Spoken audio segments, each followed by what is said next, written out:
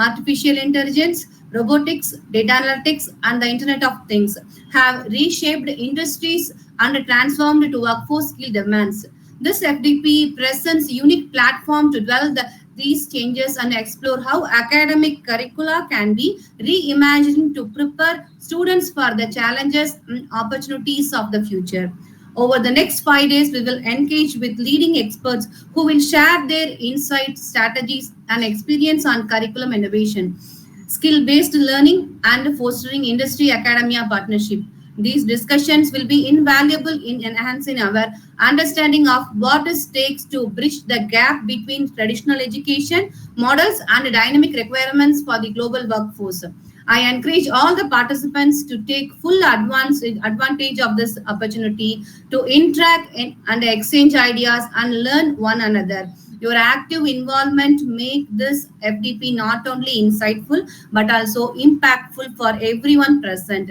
As we embark on this journey together, let's try to create meaningful contribution that will help shape the future of education, empower our institution, and prepare students to thrive in the world defined by Industry 4.0 and beyond. Once again, I extend a heartfelt welcome to each and one of you. Wish you a productive and enriching experience in upcoming days. Thank you all. Thank you, ma'am.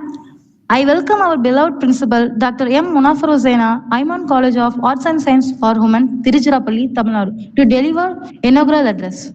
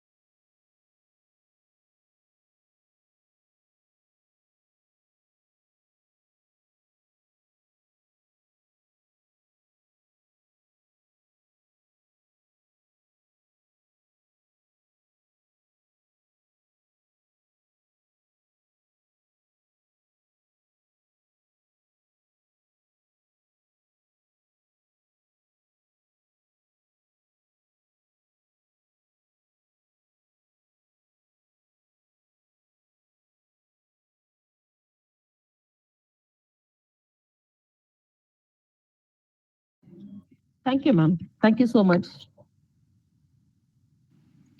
I invite Ms. Priya, Assistant Professor of Department Max, Aiman College of Arts and Science for Women, Tiruchirappalli, Tamil Nadu, to introduce our chief guest.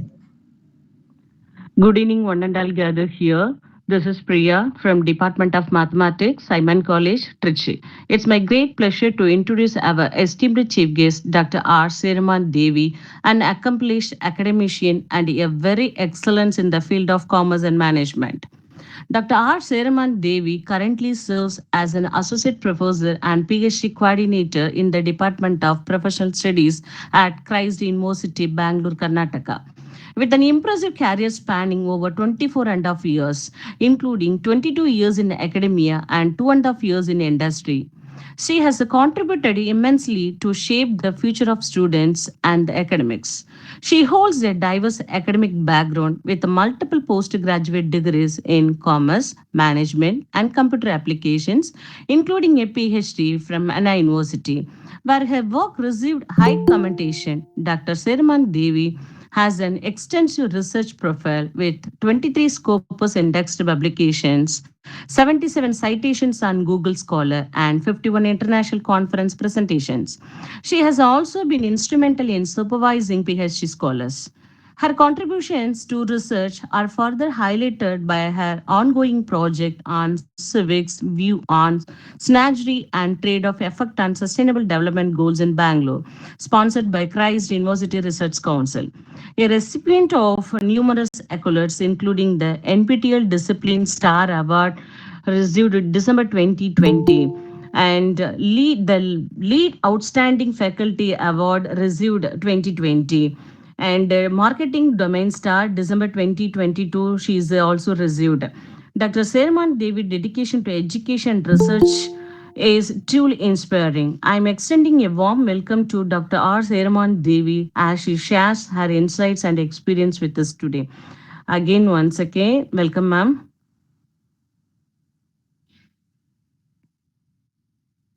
Thank you, ma'am. Thank you for your great welcome. Thank you. Thank you, Ma'am, ma'am.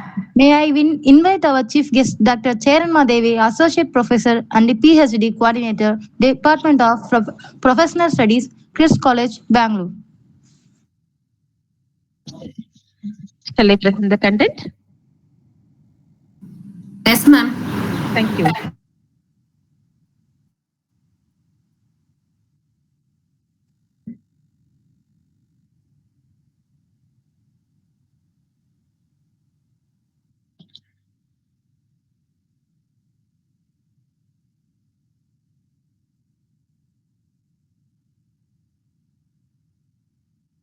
I couldn't able to present the screen. One second. It comes now.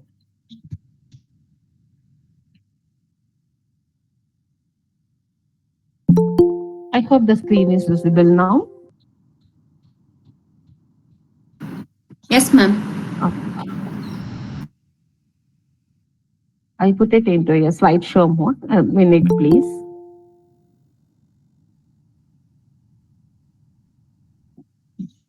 I'm just moving to the second slide now. Just check. Can you able to see the second slide on the screen? Yes, ma'am. It's visible, Thank ma'am. Thank you. So this is a great pleasure to me to join with the Aiman College of Arts and Science for Women at the FDP program, 5 days FDP on reshaping curriculum and industry 4.0 and beyond. I am Dr. Seren Ma Devi, Associate Professor, Department of Professional Studies, Christ University, Bangalore. Is likely to discussing the first day inaugural topic on aligning curriculum. So we know that what is the base for the education. So what are the program we are offering to the children for their needs? We supposed to have a complete knowledge about what are the content we are going to be delivering to them, on what basis the content is likely to deliver, what is their expectation, and what is the stakeholders expectation connected to the curriculum, whether we are fulfilling or not. So how we can consider that the table will be the base for the mathematics, curriculum will be the base for the educational structure.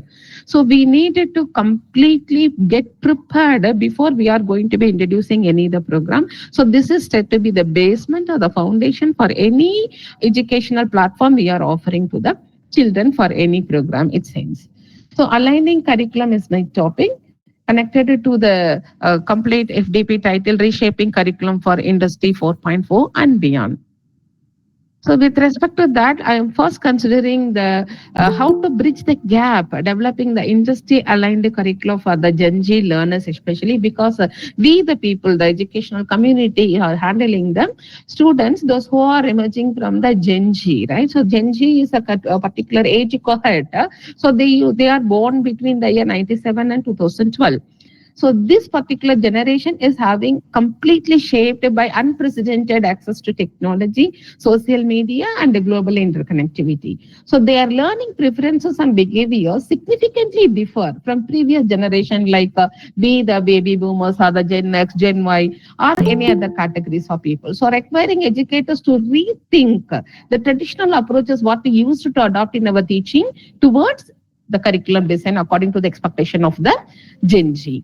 So, what are the key characteristics of the Gen Z? Because the education is a service sector, right? So, we needed to understand what is expectation of the customer. So, here the customers are the real beneficiaries who are the people, those who are registering themselves into the respective educational program to learn and to update their knowledge, right? So, according to their expectation, if we consider, so we needed to understand about the pulse of our customers, I mean the students. So here the students are basically from the Gen Z category. We have to learn about what is their expectation, what sort of the way the people likely to upgrade themselves. So basically they were the tech savvy. There is no second thought on it. The second thing is visual learners. So they wanted to see everything to be on the picture, on the diagram. If you're figuring it out with the one particular picture in the sense, no, they can able to grasp it in a minute. It is not necessary to write a paragraph after paragraph with multiple pages of information or the interpretation required. So if you presented into a figure in a thematic manner, then it will be very easy for them to understand it. And the peoples are always be result oriented. The peoples are expecting the outcome. If I go through the particular content, what could be the outcome I have learned out of it? So always they are focusing towards the outcome, what they have been received after studying or after preparing or after updating the things, right? So they need, this is the thing I have to study. Okay, I'm ready to go for it. What is the outcome out of it? So with that study, with that, what is the learning platform? What I'm going to be enriching? Okay, so whether I'm enriching your knowledge, then whether enriching my lifestyle, my value system. So what is the outcome of it? So that is always be focusing on. Then socially very, very conscious. Even we people are not having that much of idea towards the social connectivity and social consciousness. But now the Gen Z peoples are having a more connectivity, either because of the the surveillance technology or something else be presented in all the ways where peoples are moving. But now the peoples are always be alert and they are focusing towards even the sustainable development goals, what is underlined by the United Nations. Collaboration is always be focused because they were not the individual focused or self-focused people. So they always wanted to be trained with other members. So they are ready to go with the co-creation level. Okay, whatever the things they have learned, they are ready to spread across all the people. They are ready to go for a knowledge sharing. So whenever we are establishing such kind of a platform for the people with the peer group, no, then it will be very much easy for them to cater, and they can able to they can able to go with all kind of explanations and exploration towards any particular idea we are blasting in it. And curricular implications we can go for educators must integrate the digital tools, emphasize the hands-on project, and align learning objectives with the real-world problem. So embracing sustainability and ethical practices in curriculum development also resonates strongly with this cohort. So that is what they can able to achieve, what is really impressive to them. Accordingly, we needed to shape our curriculum so that it will be much beneficial for us to reach the community as well. So stakeholders connected to the education industry, if you take it on the whole, so first let me go with the staff, almost be and the faculty members, those who are all into the curriculum delivery, and the people, those who are really beneficiary out of the curriculum is said to be our student community, and the university as well as the management connected to that, and the community at large, because we are producing the people, those who are going to serving to the community at large at the end.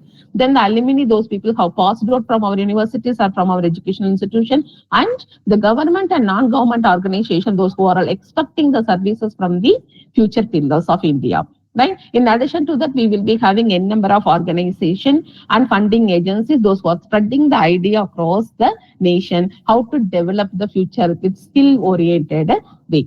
right? So for that we need to serve. So whenever we are developing a curriculum, we supposed to consider the community from the local community people, what is their need, what is their problem, how we are going to be addressing it.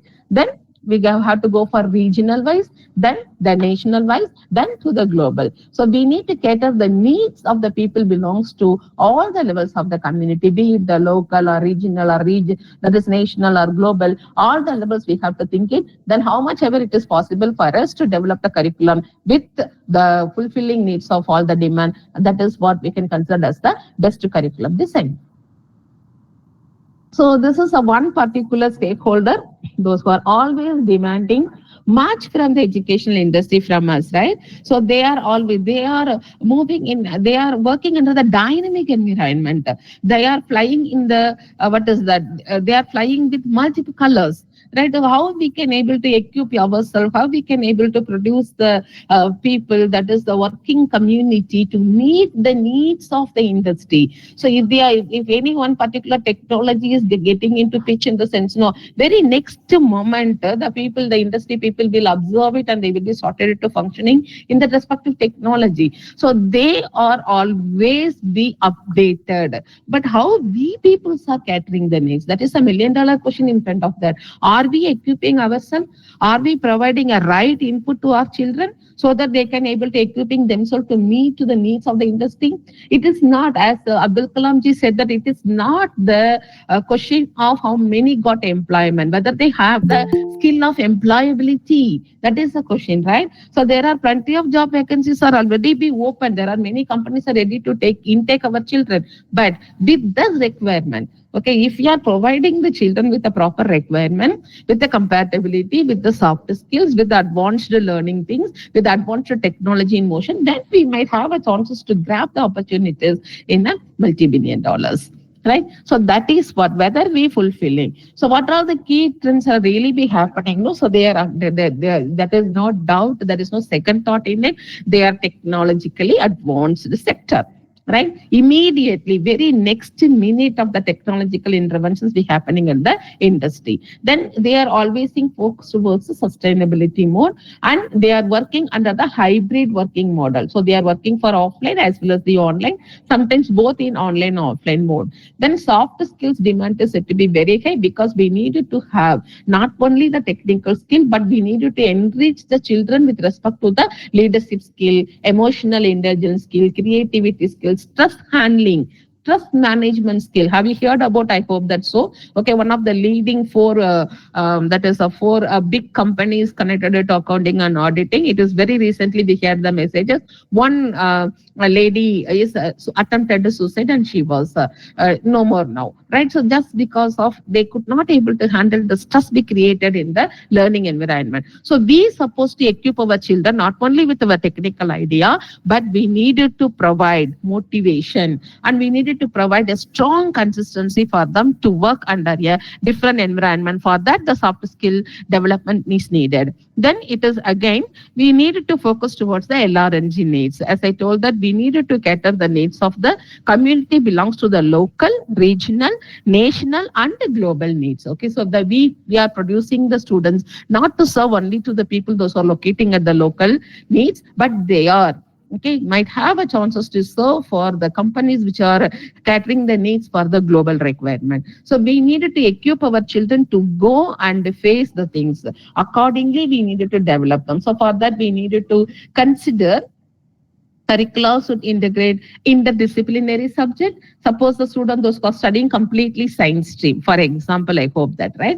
Maybe what is MSc mathematics or MSc chemistry or BSc biochemistry, like that and all. So nothing wrong in that. The students should learn psychology, right? A concept, the person, everyone must know that how to handle other people, how to keep oneself is very calm and passionate towards the working condition, right? So psychology is said to be very much important for everyone to learn about it. So that is for interdisciplinary subject we needed to thought, and it will be equipping the people to go ahead with their own lifestyle to go for improvement, right? Otherwise, the people those who are doing the management categories and all, no, we might have a chances to learn about the other technologies, AI technology or BCT technology or something we can able to make the people to work for it. Okay, so that will be helping them to plan for their further activities as well. So this is the initial stage connected to the curriculum development. So we needed to first determine the vision of what purpose the curriculum is planned for and what is the intention. So whether we are going to be including the stakeholders connectivity, whether we are going to catering the needs of LRNG, whether we are going to be satisfying the sustainable development goals, so how much we are contributing for that, and what is the mode of the delivery we are going to planning for that, what all the content we are going to be dumping into the particular syllabus, whether it is experience based learning, problem based learning, skill based learning, what type of things, what is the pedagogy we are going to be using, what is the reference material, everything. Right? So we should have a clear vision that in which way we are going to be facing out our curriculum. Then outline the overarching topics. So what all the things are said to be outdated. Now, for example, if you go for considering the in my style, I can say that I'm a professor from finance, right? So working capital management or what is wage and salary administration from human resources management and all completely be outdated a topic once a time. But now the people are keeping that as a major emerging topic because to consider about the cash conversion cycle, operating cycle, or the fitment table commissions, what the even that is today the central government was announced that 80 pay commission is the last commission. Thereafter, they will not go for any commission hereafter for evaluating the what is the pay commission. So we will be having a formula for calculating it like this. Many things are happening. So what all the concept we consider it is a very old, bold topic. No, that will be reinventing. They will be what is re-emerging into the force. So we needed to consider what is it to be important for the present world condition.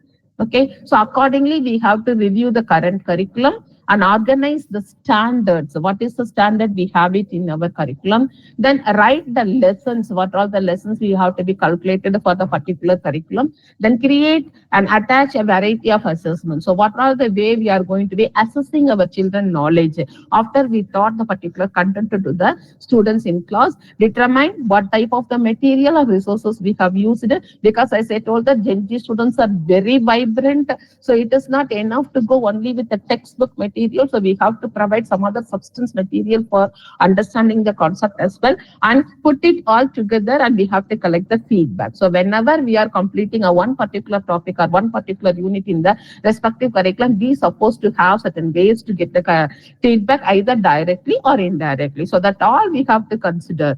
So the curriculum has to be framed in such a way, will be providing a chances to incorporate all those things into the content.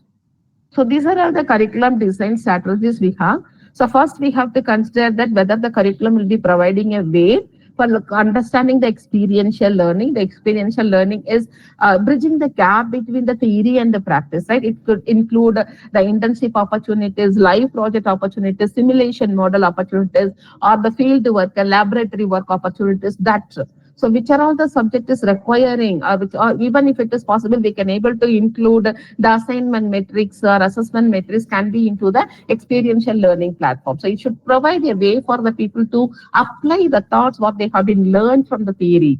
Okay, that is the one. Then skill-based learning. So either it can be of a technical skill for developing a programming languages and other interrelevant computer network languages and all. No, otherwise it can be a non-technical skill, or what we can call it as a soft skill for concerning with their leadership, design thinking, critical thinking, problem solving, stress management skill. All those things we can go with. Then emotional intelligence. All those things we can bring it under the soft skill pattern. Then the third form is said to be a problem solving or a practical learning. So here encourage the students to work on any particular case studies and participate into the hackathons. There are so many hackathons are being happening, and we can induce the students to go and take part into that. Assume any social problem what they have faced from the real world situation, then they can able to develop it's a case study, and they can able to go and present it into a multiple institution. And D, that is the e-learning methodologies they can have. Of course, we people so started to utilizing the what is the Moodles, no, the learning management system for our things. Apart from that, we are having a number of other gamification learning platform also, like Kahoot, quizzes, and many other tools also be available. So we can able to make the interactive session in the classroom to deal with a particular content or the topic. Then advanced technology adoption. So that is AI-driven tools can provide a personalized learning recommendation. That is using the AR, that is augmented reality and virtual reality. So those tools are providing a virtual, what is the virtual, the immersive experience. Okay, so the immersive experience for the people to explore the particular content, especially into the medical and engineering field and all. No? So the people wanted to know what is happening inside the organ of the body of a human body, or else it may be an automobile body. Okay, so for that and all, they can able to utilize the AR and VR technology for the better understanding. So this is experience learning methods. What all the things we have that it can be of a field study or else a project based learning. So we can allocate a 3 months project or 1 month project, a little project with a group or individual, depends upon the quality of the students. Then public fellowships we can assign. We can ask them to go and undergo some internship project or fellowships things under some public institutions, or they can go for internship under any particular agencies or any particular organizations or enterprise. Undergraduate research we can insist. Most of the places we could find only the research being insisted only under the PG, that is postgraduate level, but we can able to initiate the content according to the NAP, right? So the national education policy is insisting upon to go for introducing the research at the 4th year of the undergraduate program even. Then the research assistants, the people can be, okay, the people those who are really interested towards a research flavor can be recruited for as a research assistants for any teachers or the people those who are really working and contributing for the research environment.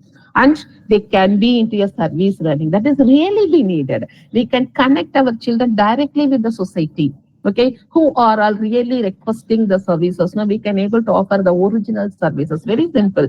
We can go and taught mathematics for the students, those who are all underprivileged economy. We can go and taught the English grammar to the people, those who are not able to develop their skill with respect to communication. A mere simple thing, what the students can, it is not necessary to deposit even a single rupee from their hand. Only thing is their labor, their efficiency, their effort, their knowledge, okay, that they can deposit as a major resources for doing the service learning.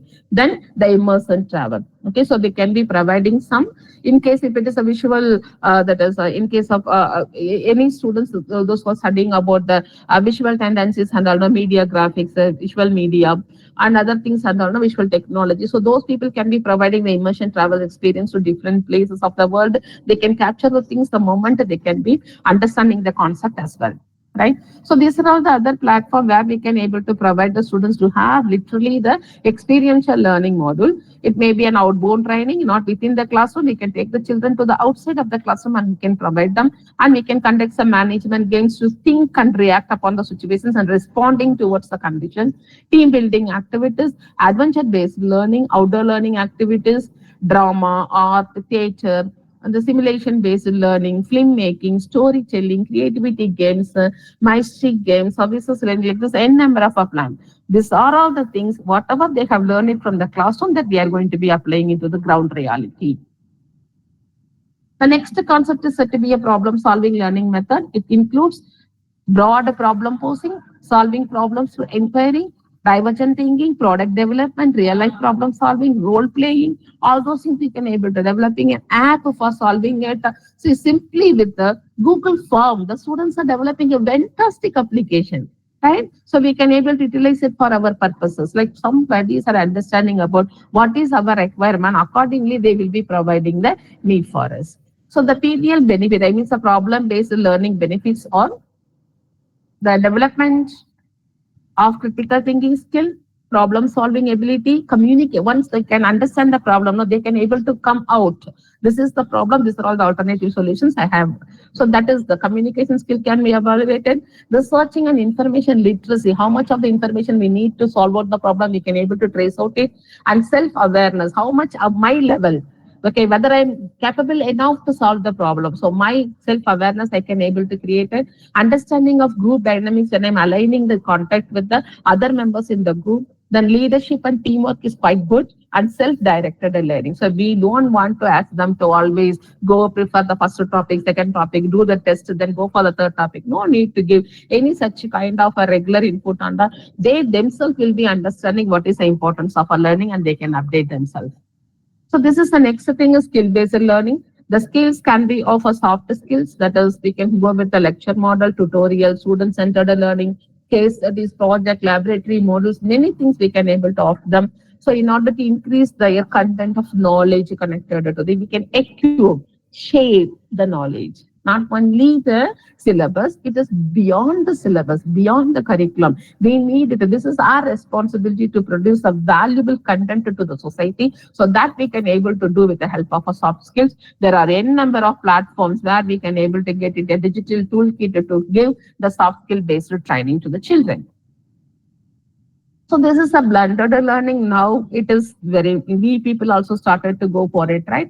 So blended learning is a one particular area where we people started to use both online and offline sources putting together. They are using the Blackboard for some that is solving the problem. At the same time, we can able to access the internet connectivity with our what is the electric board. Okay, so we have the chances to use the both whiteboard as well as the blackboard as well as the green board. So that is all be visible for the children. They can also having a chances to go with the multiple environment to learn. That is what the blended learning is. It is not necessary that the learning should be happening only in the classroom environment, only with the textbook. It is not at all like that. Okay, more than the textbook, the people can able to get a lot of knowledge from the external sources, right? That we need to agree upon. It is our duty to. Okay, we need to re-evaluate ourselves as a teacher, right? So that's the one we are always be lagging it. So once we are giving a feedback for our own technology, our own pedagogy level, our own structure, our own orientation, then it will be very easy for us to go and cater the needs of. So there are plenty of advantages are there for the blended learning system. Sometimes we can able to develop a podcast, we can develop a video content, and we can able to send them to online to the Google Classroom or any other digital toolkit you people are using for your purpose. Then the students can learn out of it. It is not necessary that every single point to be discussed in the classroom. Accordingly, we can able to go and conduct some case study. We can go for a group discussion like that. We can plan. Crafting the academic calendar, it is a very, very important thing for the master plan of success. Okay, so we know where we have to concentrate. The strategic forecasting should be done, and the resource optimization should be done, and flexibility and adaptability also be there. Right? Strategic forecasting in the sense what we are going to be doing for this particular semester. I am having 5 units of syllabus in the sense. Now, when I'm going to be delivering, what is the content? This is, for example, for every syllabus, we need to go for introduction chapter. So this is the very basic knowledge I have to create in the minds of people. Then how long the hours I needed, when it started, which day it will be ended, how many hours it will be taught with. Then the second unit, whether it is included for the continuous assessment or not, how much of the time and knowledge is required. So all those things we will be thinking, well in advance, and we will be preparing an academic calendar for that. And what is the resource we require for delivering such content? Okay, in case if it is a lab requirement is there, or I want to take the children to the field study. Suppose I'm handling the paper called retail management. I want to take the people to go to the retail shop. What there are the different types of the retail shops are there. I want to show them that in person. Then I can take them to the field study. So what sort of the resource optimization I needed? Okay, for delivering the particular resources, particular content of delivery. Then I have to plan it well in advance. Likewise, flexibility and adaptability also be there in case some certain things are happening unexpectedly, unprecedentedly in the sense, we know that how to handle the situations. Okay, so it should not be so rigid in conducting the classes, but we supposed to know how to go with the flexibility and adaptability. So when we discussing about the academic calendar, we need to consider about the 3 important curriculum development process. The first thing is it to be a learner-centered design. Right? When we plan for academic calendar, how many people can understand the concept, how long the hours we needed to go for that. Like this, we need to concentrate on the completely learner-centric approach. Then problem-centric curriculum design. That is how many things we can able to go for a case study. This is the topic. Instead of going for a detailing of theory, I can go for a practical application. It will be better understandable by the students, right? Then I can go for it. Otherwise, subject-centered curriculum design. This is the base paper for the next semester syllabus. Then I have to give a complete knowledge about the detailed curriculum, detailed syllabus. Only then the people can equip themselves to go and study the forthcoming semester paper, right? So likewise, I needed to go concentrate on what type of a paper it is. Accordingly, I have to equip myself to present it further. And this is basically the course plan and the curriculum development is said to be beyond the basics. We people are having certain things according to the Graves model. I have given the picture here. So we needed to organize the interdisciplinary integration needs to be taken. Sometimes, no, for every single syllabus, we needed to connect how that particular subject can be aligned with the other discipline. That is very important, right? Then learning outcome orientation. At last, after studying the particular topic, a particular subject, what is the learning outcome? So this is what the students should know. This is the subject we studied only for that respective purpose. Then stakeholder engagement, how we can able to connect the people towards our curriculum. And revolutionizing education through the continuous assessment. So here, fostering the regular engagement, because we need to provide the platform for the people to engage in the class and the material, what we have been provided with. Then tailoring the feedback for everything we need to get, whether the content, okay, the grievances, addresses, no, we used to do that. Then cultivating the critical skills, okay, we needed to provide the people how to improvise, how to balance, and how to face a critical situation. So those things. Usually the principles of curriculum design is always be considered about the goals, the content and subject matter and methods and learning outcome, and then evaluation pattern. So here we are having no selection, grading, sequencing, staging, recycling. That is described by Ray Augustine and Hankins in the year 2014 about how we can able to strengthen our curriculum. Implementing effective assessment strategies. This is very important because whatever the things we taught to the children, we needed to evaluate very properly. For that, we need to know who is the person we are going to be evaluating. So what is their learning styles? Okay, so the people sometimes can go with what is interpersonal or sometimes intrapersonal between themselves, or naturalistic, or visual spatial, or bodily kinesthetic, musical, linguistic, logical, mathematical. Like this, there are different styles of the student. All the five fingers are not the same size in our palm, right? The same way students are having a different levels of knowledge, different levels of understanding. So we should not have a common size of evaluations for all the people. So the elephant cannot climb on the tree, monkey cannot jump like a monkey can jump, but the other things, the elephant cannot jump. Like this, we will be having a certain quality for a certain people, right? So that we needed to agree, and accordingly we have to plan for our assessment. So this is the assessment metrics we usually have it. Normally, or globally accepted metrics, we need to have the assessment for the cognitive evaluation, affective evaluation, and the psychomotor evaluation. Right. So we needed to understand about that how much of the cognitive things we are going to be applying for that, and how much of the affective things. Okay. So the receiving, responding, validating, whether the people are accommodating the curriculum into their lifestyle, and the psychometer. Okay. So how much it will be that perceptual, and how they are reflecting into their behaviors. If suppose I'm taught about the group dynamics in the classroom in the sense, no, then I will be evaluating when I'm going to be giving any new assignment for the people to execute in a group way, like experiential learning method, how many people are having completely group dynamic way, and how they can understand the group members, that are whether they are applying the skill what I had taught in the classroom. So this is the assessment metrics we have it at the first level. Then we are having for the what is the end semester examinations and all. Now we used to go with the Bloom's taxonomy, right? So we can able to have a create, evaluate, analyze, applies, understand. So these are all the different. Remember means it is basic understanding. That's the first level. After remembrance, we can able to understand, then apply the concept, then analyze, then we can evaluate and create. That is the last level what we have it. So embracing technology, that is using of ICT tools. So now we're supposed to know that how much of a knowledge we know, how much of the interactive platform we can able to bring it to our classroom. So that will make the classroom is more lively, because as I told that very first slide, Gen Z or tech savvy. Okay, they have more knowledge in technology, more knowledge in updated trends happening in technology than us. We, of course, I apologize that we have to agree upon what is our incapability. So we need to enrich our knowledge with respect to engaging the Gen Zs into the classroom. Okay, only then we can able to give a good atmosphere and good learning platform for the Gen Zs. So what are the way the use of ICT tools can be done? It can be a PowerPoint presentation or online classes or interactive learning platform or development of e-content and delivering to them. Preferences to other e-content like Kahoot or conducting the quizzes, no online quizzes, Mentimeter. Like we can able to make them to feel live with that. Training for the e-content and documentary presentations. Then of course we can go with the Moodle system. So these are all the different way we can enhance this technology for the curriculum delivery. So classification of ICT tools is basically from a different five components. That is informative tools, that is internet network drive, internet system homepage like this and that. Then recitation devices like we can able to have a CD-ROM or ADC or whatever that is.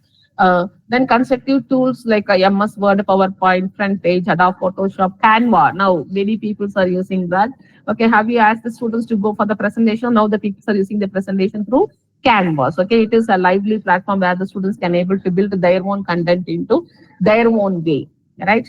The communicative tools like email and SMS and all, then collaborative tools and discussion like a forum, dashboard, like this we can go for. There are n number of benefits. Of course, it is obvious, right? So it will motivate them into that. It is enthusiasm and confidence also be built in. Positive association with the goal attainment.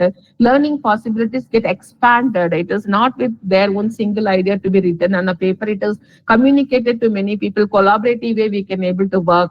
Then potential for differentiation according to individual and public need, right? So these are all the various ICT infrastructure we have. ICT stands for Information and Communication Technology. So what are the things? Interactive whiteboards we can have, we can establish in our things, we can able to connect with what is our own system, our own laptop or a tab, so that we can able to showcase all our content into the class directly. Then learning management system like a Moodle, Canvas, Blackboard, like many things are there for excusing, and quizzes and Kahoot and other things are there, no Mentimeter. So that will be used for lively platform. E-books for the e-readers that we can able to provide note taking, OneNote and all those, so we can able to suggest them. Online collaborations to like all sort of the Google workspaces, the G Shoot, no? So now, so that is then Microsoft Team or the Google Meet, what we people are doing now, no? So that is all will be considered for the online collaboration. Virtual learning environment, so where we can able to have what is a virtual classrooms and webinars we can able to connect irrespective of the spatial location where we are in the world. We can able to connect and attend the classrooms wherever it has been conducted across the world. Then simulation and virtual lab experience we can have. Educational applications are there, video lectures and podcasts. We can able to develop a small podcast for about 5 minutes. A 6 minutes podcast we can develop for a particular topic, and we can able to provide them in detail. Online assessment tools also we can take it. Instead of taking them to write a paper for a 3 hours examination, we can go split the marks. No, 30 marks can be given for the quiz, 30 marks can be given for the group discussion, and the remaining 40 marks can be given for the project report what we are submitting for any particular case study. Fine, right? That is also a way that people can able to learn it. No, the internal marks can be considered from this kind of experiential learning method, and the 50 marks, no, that can be extracted from the external examination from the continuous assessment. An adaptive learning system that is also be involved for the people to make them lively in the classroom. So learner-centric approach is always be a good approach. So we needed to consider what are the way we can able to provide the better picture for the children. Okay, so it is providing personal, agency related inquiry. They can ask about many questions and they can trace the answer. Collaborations with other people, they can interact with each other and exchange their ideas. Authentic, they will refer the originality of that information. Critic and revision, so they have all the rights. This is wrong means they can come and say this is wrong, and they can able to revise their thought by means of updating the authenticated information. Productive struggle, Then goals and accountability, they are assuming themselves what is the content they delivered should be having the authenticity of information. And they can create a number of models and reflections out of the information what they have got it, because it is information rich world. Nothing was hidden. Okay, the only thing is they know how to explore the world. So that they know that out of the technical world. So that is helping them to go for protecting and presenting their environment in a lively way. So this is the another thing we need to focus here, that is outcome-based education. So what is important here is, of course, what are all the things we plan or we execute or we are evaluating that needs to be for certain outcome, right? So simply without having any goal to achieve, we should not plan anything. So what is the outcome out of which the particular content being delivered? What is the final outcome the students will achieve? How much it will be helping them to get into employability or becoming an entrepreneur or becoming a social activist, something we need to achieve, right? So what is that particular syllabus or the curriculum is delivering to them? So that we need to provide a clear way. Okay, so that is what we insisted under the outcome-based education. So it is detailing about what is the mission of the curriculum and what is that particular program will be. Okay, program educational objective. If I'm providing the a program called the MBA in the sense, out of MBA, what the people will ready to learn out of it. Once after completion of the MBA program, what are all the things they have learned it? Okay, so that is what program educational objectives. Then the program learning outcome for each and every program. If I'm studying MBA finance under one particular paper, investment analysis and portfolio management, right? Then what is that paper will be giving a knowledge to me? I can able to, after studying that IAP, and that is investment analysis and portfolio management paper, I'm in a position to know about what is the stock market functioning. Okay, how to list my paper, what is the IPO is said to be, what is a primary market, capital market, currency market, forex market, derivatives market, all those things I could understand. I can understand the real world application. What is the bill? What is the bull and what is the bear market? What it shows that the stock market indices, what indicates the red, what indicates the green color, everything. This is what the PL book, right? Program learning outcome of a particular program. Then the course learning outcome from the particular syllabus for the first unit, what it is deliberating. If I'm reading the content of the first unit, what I'm going to be enriching my knowledge. What is its outcome? So this is the way. With respect to the syllabus, for every single unit, what is the course outcome? For undergoing the entire 5 or 6 units for the syllabus, what is the learning outcome? How it can be mapped out to attaining. Suppose the particular subject, if if removing from the curriculum in the sense, no, how much of the effect it will be making out for my reaching of that is program educational objectives. If I'm adding the subject, what is the benefit? If I'm removing the subject, what is the loss? That I have to be evaluated with the way how I'm mapping out with the learning outcome with the program educational objectives. So this outcome I have to get it, and I have to inform it to the people, those who are really going with studying and preparing for the syllabus. The teaching learning process also very important. As you know that it is a very important criteria for our IQR report also. So we need to go with the course syllabus and what is the pedagogy we are going to be utilizing for delivering that particular content. If suppose the syllabus is having a 5 units in the sense, no, then what is the pedagogy I'm going to be using for the first unit delivery, second unit delivery, third unit, like this, I should have a clear picture. And this particular unit, I'm going with the experiential learning. This particular things, I'm going with the problem solving. Like this, I should know what is the methodology or the assessment I'm going to be make it out for the particular delivery of class. Right? So that is what we underline under the TLP process. Then we have an assessment. So assessment first at the course level we have, then at the program level semester wise, no, then at the university level we will be having, and we will be providing the degree to the people based upon the result that they secured in the respective program. Finally, we need to go for an improvement whether the program what they have completed is helping them to reach out their learning outcome. For what purpose the program thought, no, whether it is reached to the children or not. So that will be considered, and if it is not being reached in the sense, what are all the things we need to do for revamping that? Accordingly, we have to revisit it. So this is the steps to implement outcome-based education. The first step is all about highlight the institutional mission and vision. Then establish the program educational objectives that develop learning outcome, create a curriculum map, developing the assessment strategies, use rubrics for each and every assessment, because the student should know that what is going to be evaluated. Simply I'm conducting the test and I'm having the answer key, verifying the answer key and giving the marks. It's not good. Okay. They should know that what we are expecting from them. Unless we are deliberating them, this is what I'm expecting. Simply I'm evaluating in the sense, no, then how? Different people are preparing and different people are presenting a different content. So we could not go for one size is fit for all, right? So that we need to use the rubrics for deliberating them. This is what expectation is. Then whenever it is required for updating and upgrading ourselves, the changes needs to be done and continuous improvement should be there for outcome-based education, right? Wherever there is a pitfalls, immediately we have to find out and we have to revisit the problem and reorient the structure.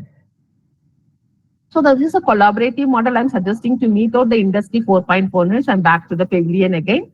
So industry academia partnership we need to establish, right? What sort of the connectivity we can establish for real-time problem? Either we can send the children for internship or we can able to send them for the project-oriented issues. We can ask the industry people to come and deliberate the case studies so that we can able to have a direct connectivity with the people. Or else if any softwares or comes into pitch in the sense, we can invite the industry people to come and give the that is address about the software things or the content what they have been upgraded into the industry for the faculty first.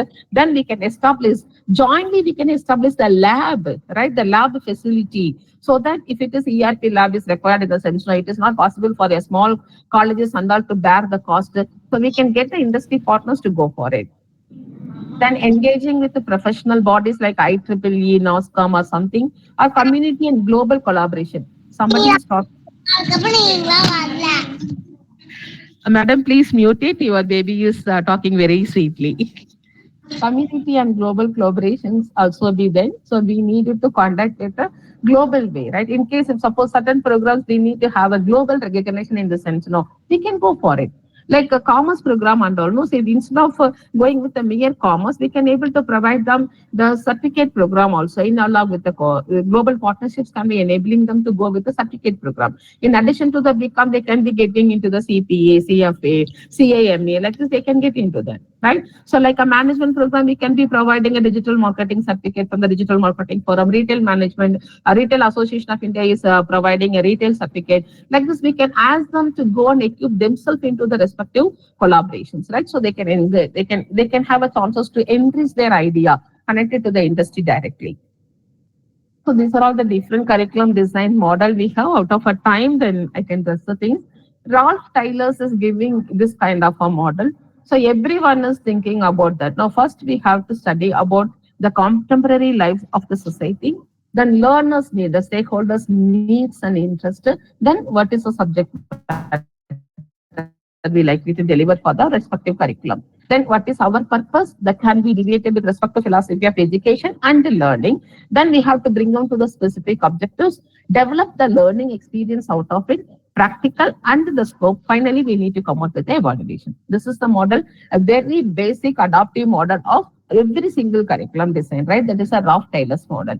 Then otherwise we can go for a John's Goodlad's model also, but it is very much similar to here. But slight changes we can have that. No, we are considering about that. That is cognitive. I told you the three different levels: the cognitive level, affective level, and the psychomotor level. So that thing was introduced by the John Goodlad's.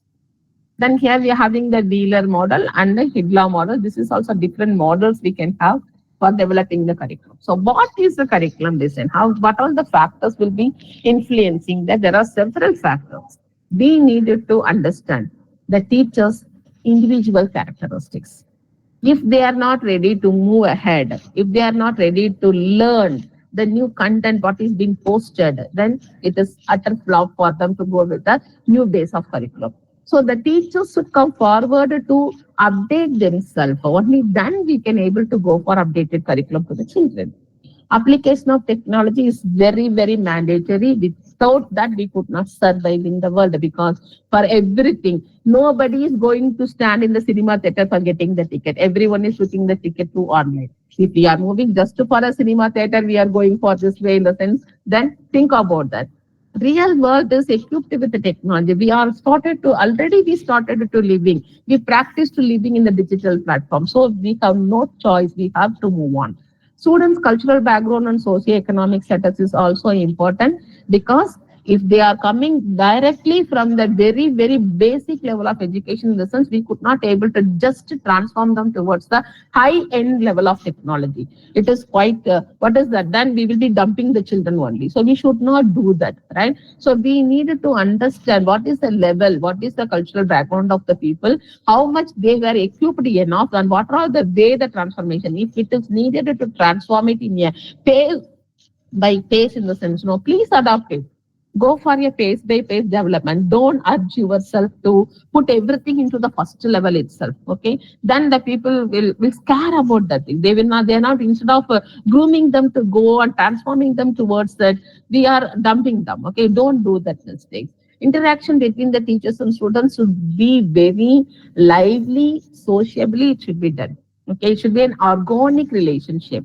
Okay, have a parent. We are the second parents. We claim that it is a noble profession, right? So we are the second parents. We supposed to know that what can be given for our children.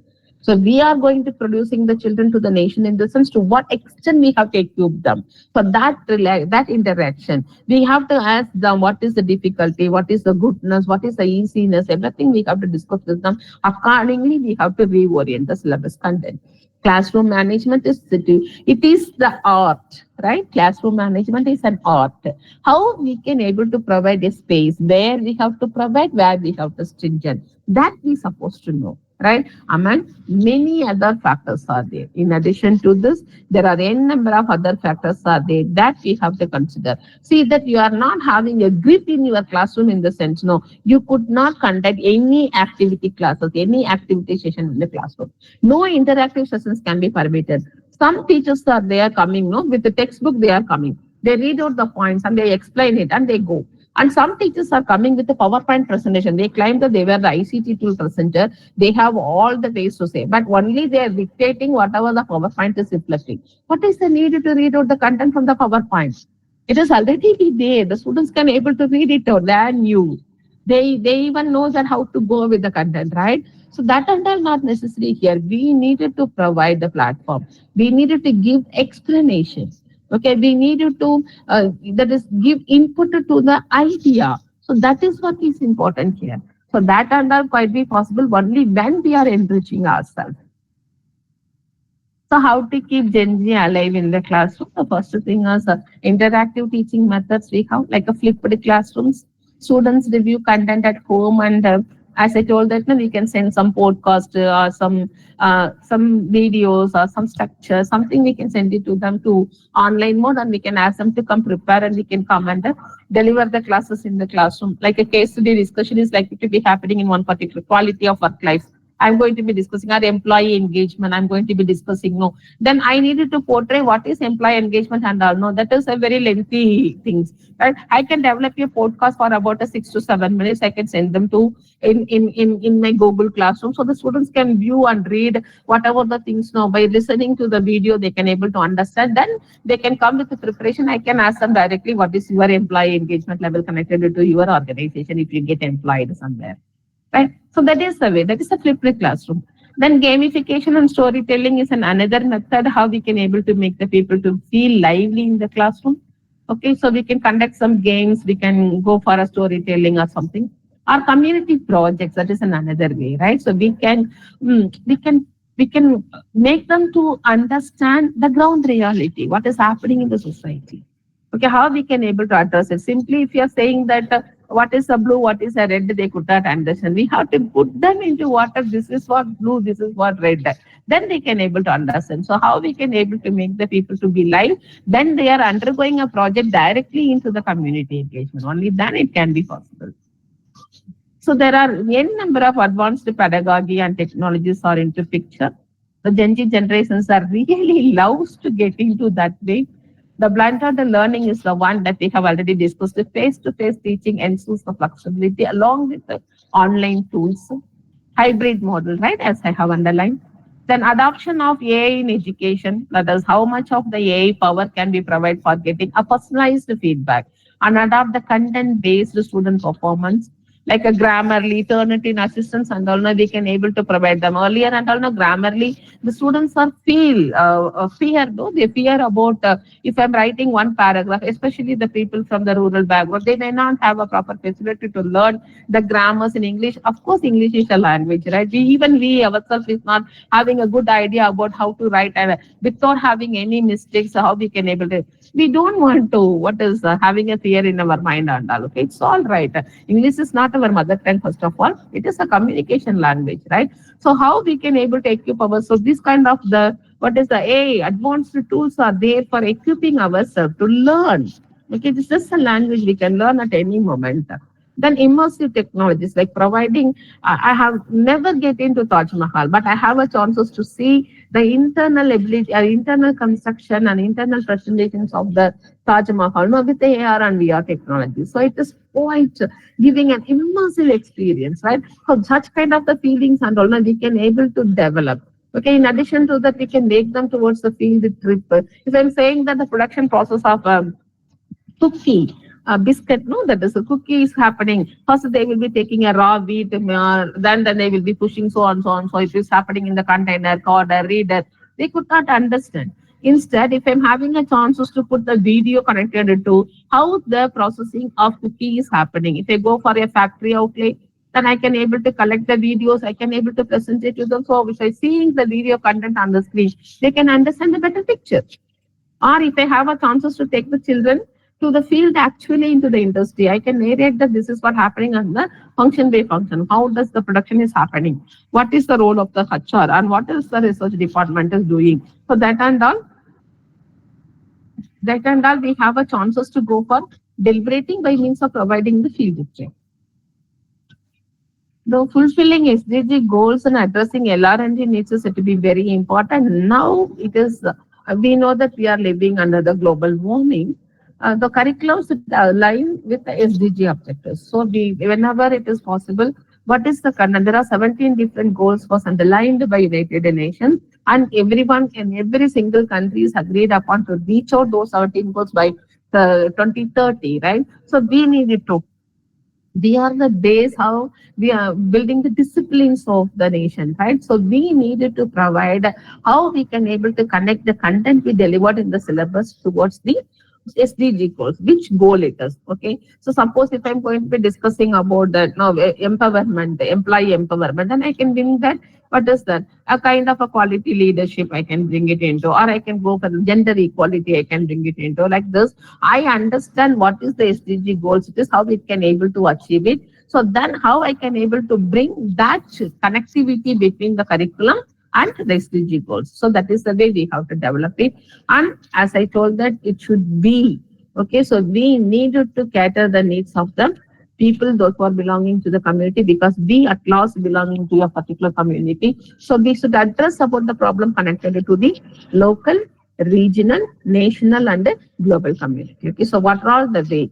Very simply, water conservation, okay, or else the rural development. If I'm going to be discussing about the marketing mix, then when I'm discussing about the product mix and the things, then I can able to explain the students that is what is the way we can able to consider for the rural development, I mean rural area and then urban area.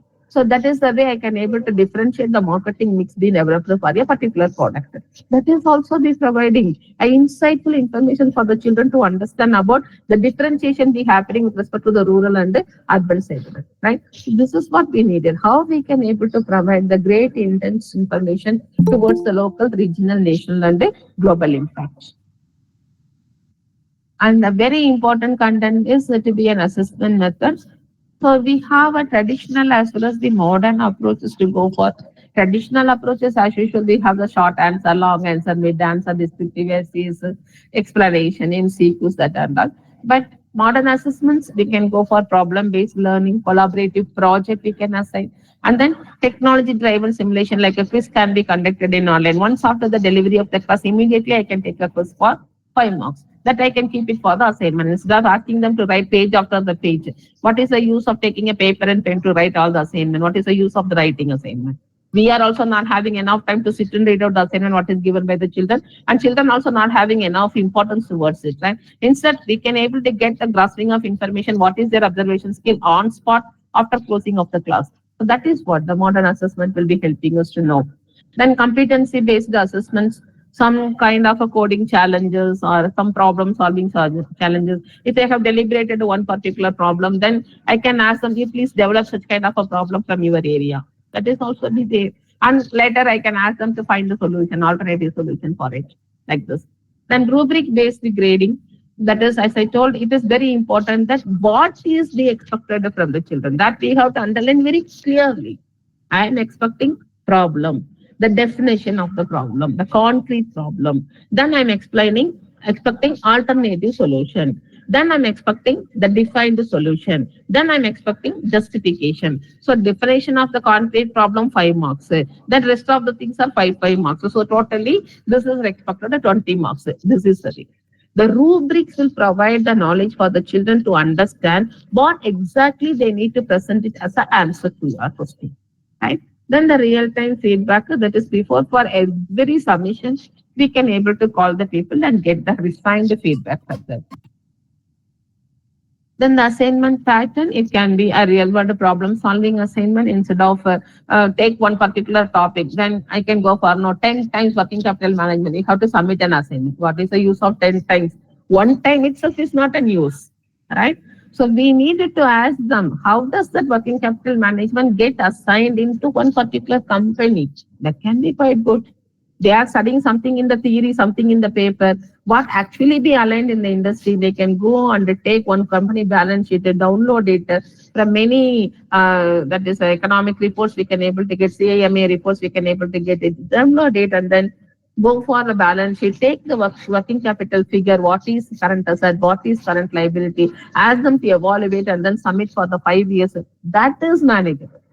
Okay, that is what the real-time assignment is supposed to give, right?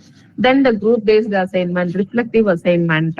Group-based assignment in the sense in order to develop the group cohesiveness, leadership, peer learning, right? Adjustability, that and all is encouraged. Reflective assignment is the one, once we start one particular topic, then how it get reflected in their mindset. Okay, whether they have that. So suppose I'm teaching one particular lesson, for example, management by exception. Then I will be creating a escape room problem into the hall. Then I ask them with this, many riddles, then they have to identify the answer for all those things. Then they want to suppose to report when they should not report. Okay, so that exceptional problem I can able to handle with the escape room classes. Right? So that is a reflective assignment I can have. Then case study analysis we can go for, or research-based assignment that will be helping the people to have some good analytical and critical. Instead of going with a stereotype platform, we can able to make them to be live with the multiple way. So sometimes it is better to go for a digital examination. The online proctored examination nowadays, many of the universities are conducting the online proctored. We can able to see the people what they have written in the paper from our online mode itself. It is not necessary that at one time we can able to monitor even 100 people, right? Randomly we can check anybody and we can debar anybody. So the people also be very alert, and we are also having reduction of our human manpower. That is what, right? Adaptive testings can be go with years, that is AI driven platform. So that also we can plan with an open book. Okay, I can give the question. This is what the case study. You have to come out with the solution. You can refer whatever the book textbook you want. You can refer whatever the internet page you want. But I need ultimate solution for the case. That's it, right? Then there is no other way. If they want to come out with a solution, they definitely. If you are pushing them to go and read 2 pages, no, they will never do. Okay. Instead, we are asking them to go and get the solution for one problem. Otherwise, we will not get the marks in the sense. No, definitely they will trace out the solution by referring the books, by going behind the internet pages, right? They will refer with the social media content. This is what. Okay, how we can able to make the people to feel lively for the assessment also as well. Then simulation based exam. We can create an environment artificially and we can ask them to play in that and coming out. For example, as I told that no IAPM paper, that is investment analysis and the portfolio management, we can create a demonstrative platform also, demo platform for them. We can assign, for example, 5 lakh rupees for each head. Okay, as a virtual currency we can provide, and we can ask them to trade it in the online platform, like how we people are trading in a real world. No, like this, the people can trade it in a virtual world. So that kind of experience, when they trade actually, how we are trading in the real world, or the same way they will be reflecting in the virtual world. Then they learn that what is the mistake they committed when they're buying and when they're taking a decisions for selling for any particular stock, right? So that is a simulation based examination we can go for, or continuous evaluation through multiple ways, right? For every after every completion of every particular unit, I may conduct a quiz that can be incorporated for my assignment marker. Okay, so to understand the knowledge level of the people that I can go for, or peer and self assessment. Okay, I can ask the students to refer their own. Okay, I can give the riddles, I can give the crossword puzzle. So ask them to fill it up and come. So by that they can understand that what is their level, where they are lacking. Okay, so where they have to improve themselves. Otherwise, they can ask the peer groups to go and evaluate about their integrity and the level of compatibility. So that we can go for. The learning outcome, as we told, that the knowledge that is a cognitive level, as we have already discussed about it, the assessment should focus upon determining their cognitive level, that is a knowledge level, how much they understand about the concept or the theories we have taught to them. The second thing is the skill level, that is a psychomotor domain. So application of learned skills in a practical scenario, right? So that is how they can able to bring out. So I'm saying that digital marketing in the classroom in the sense, no, whether they might have a chances to develop a content for any particular product, at least in their private blog, or at least not in the private blog, at least in the social media, Instagram page. Okay, they can able to develop, they can able to present the content lively. So that is I'm going to be checking out with their skill set. Then attitude, that is to what extent they will be focusing towards. Then they were into any action, whether they are breaching the values, the morals, the ethical platform, what they have learned so far. That we have to check it. That is the attitude or affective domain we have. So this is how we are mapping the learning outcome with the assessment method. So these are all some of the learning outcomes we have. For example, understand the sustainable marketing concept in the sense, no, that can be written with a written exam, and sometimes I can go with the quizzes. Then the assignment pattern can be of case studies or reflective issues. I can ask them to go and study about the sustainable forces, the circular economy principles be adopted by the company. Ask them to develop a real-time waste management. I can go for a circular economy recycling platform. I can ask them to go for writing a reflective essays. That can be done. Develop practical skills in digital tools like a simulation based real world assignment like that and all. For that we can go for live platform, or like as I told that IAPM lab we can go for, our AR VR enabled assignments we can able to provide them.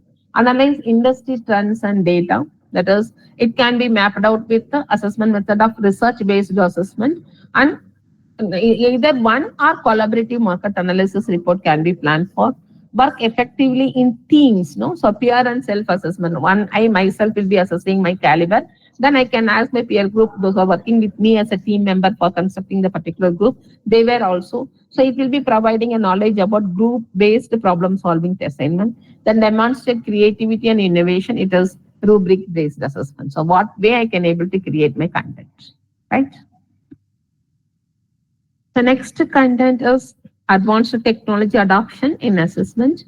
AI-based feedback tool Turnitin will clearly says that how much of the person the students have been taken from the what is artificial intelligence tools, or how much they have been taken from the Google, how much they have taken from the other websites, that we can able to get it. So if it is anything else goes more than 20% and all, now we can strictly say that no, you have to redo your assignment. So that way we can able to use the AI based platform for our content delivery, right? Assessment actually. Then learning analytics, that can be, it is used by the Moodle platform, right? We can conduct the quiz, we can go for assignment, we can go for case study submission. Then every time we can evaluate the things accordingly, we can go for planning of what is the marks. Okay, we can distribute the marks then and there.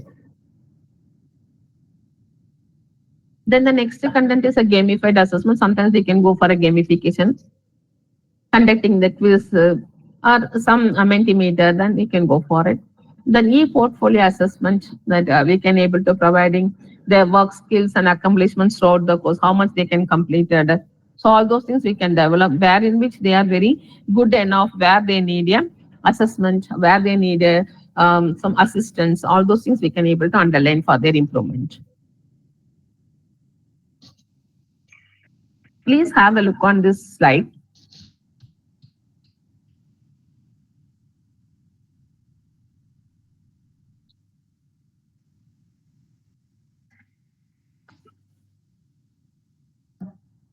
This slide is narrating about the various educational tools we have been employed into for a different things, right? What all the things we have discussed so far in the presentation, I have included everything. Webinar, LMS, interactive applications, AR, VR, digital textbook, AI, big data and analytical tools, video conferencing, collaboration, gamification, podcast, simulation, then the cloud-based storage, like what people are using in the Google, no? That is a Google Word, other things and all. Okay, Word, Excel, anything. If you're using into a collaborative based, then you can go for. Then the best example we can have is Coursera, edX, Khan Academy, Udacity, Duolingo, Byju's. Now Byju's is washed out, but again. Okay, so these are all the various educational tools how the companies have been built in for offering a best practices and best knowledge, best content to the children to understand. So AR and VR, we can have virtual reality control of robots, then augmented reality maintenance of assistants we can. Then artificial intelligence chatbots is there, virtual teaching assistant is there. So very recently we can see the video in Kerala, one school, mid-school, no? So they are operating with the teaching assistants with the help of artificial intelligence technology. AI-driven grading systems we can go for. Personalized learning options we can provide to the children. Then the big data can be offered for students' performance tracking. Even though if it is a huge volume of our students, we can able to go for students' performance tracking for all the section. Curriculum optimizations can be done. What is the best way we can able to equip our curriculum? Early warning system in case if anything is going very rarely or exceptional cases. No, that warning signal we can able to get it with the help of a big data analytics. Cloud-based storage. Whoever is started to working under the G Shoot, right? Whoever is started to working connecting in the Gmail, then we have already into a cloud-based storage only, right? Empowering assisting tool, tailoring the learning platform or promoting the accessibility standard, everything we can able to get it from the use of Google Classroom is there, Google Word, Google Excel, and everything we can able to use it. And then blockchain technology for credential verification, whether the certificate, have you seen that? No, there are a number of cinemas also coming into picture, take certificate and all, no? So that we can able to trace it with the help of a blockchain technology. Okay, who is the person, which year, where the place, and which institution he is studying, at when. Okay, when the degree was awarded, by whom, what is the degree, everything we can able to trace it from the blockchain technology, because we are going to be creating a node for each and every transaction be passed out. Then we are learning, no, real-time learning can be done with the help of a 5G, that is a fifth generation telecommunication will be providing a chance. If you want to make use of all those things in your classroom, then be a teacher, we need to equip these things, right? First, we have to go for understanding about the digital learning. For that, we have to attend some workshop to understand how to make use of that digital platform in our classroom. So anything is possible, right? So we are the teachers. We know that we have already studied, equipped, learned community. So we know how to adapt the new things, right? So without having any hesitation, please enroll yourself into multiple workshops and then learn the things, right? Online learning module, okay, that is also important. Then collaborative network. If you have a community, the people those who are taught the similar set of a subject with a different institution across the nation or across the globe, now establish a network so that we can able to have that is update your trend. Okay, suppose I am teaching here, no, IAPM, or I am teaching here as the marketing, no, in strategic marketing I am teaching in the sense, no, then I can able to establish the connectivity with the person who is teaching the same strategic marketing paper in your college, or the people from IIT Madras, or I can able to connect with IIM Mumbai or Ahmedabad or wherever it is, right? Or I can go with that is any institution, right? Any institution, any universities. That is what you can go with the collaborative network, so that what is the recency happening in the respective program, I can have an update. That I can able to bring it to my children. That the children are expecting from us. So now I need to conclude it. The future of education. Have you seen the picture? No. So hereafter, only the teacher is not necessary.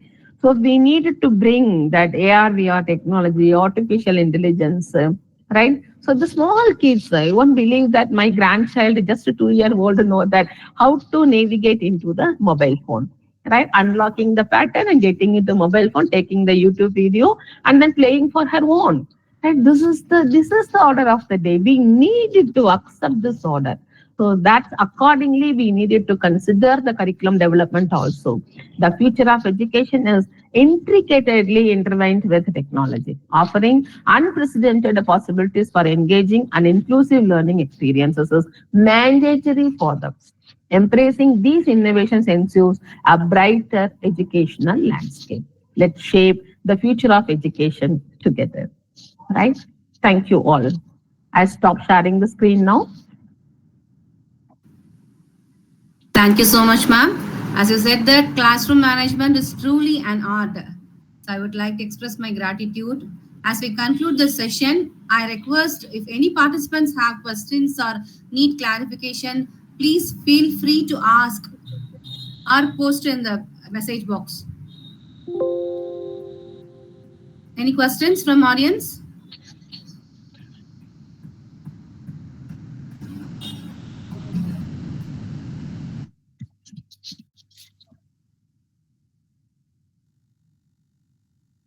I repeat again, if any participants have questions or need clarification, feel free to ask.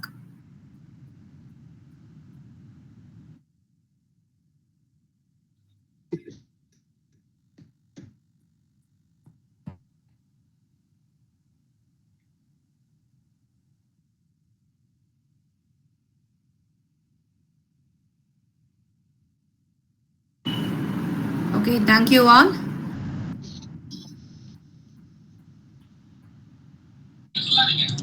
Thank you, ma'am. I invite Dr. Alam Jahan, HOD of Department BCom CA, Aiman College of Arts and Science for Women, Tiruchirappalli, Tamil Nadu to deliver vote of thanks.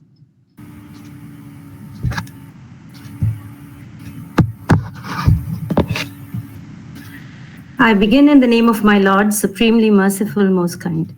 Good evening to one and all gathered here. It is my honor and privilege to deliver the word of thanks for today's faculty development program titled Reshaping Curriculum for Industry 4.0 and Beyond.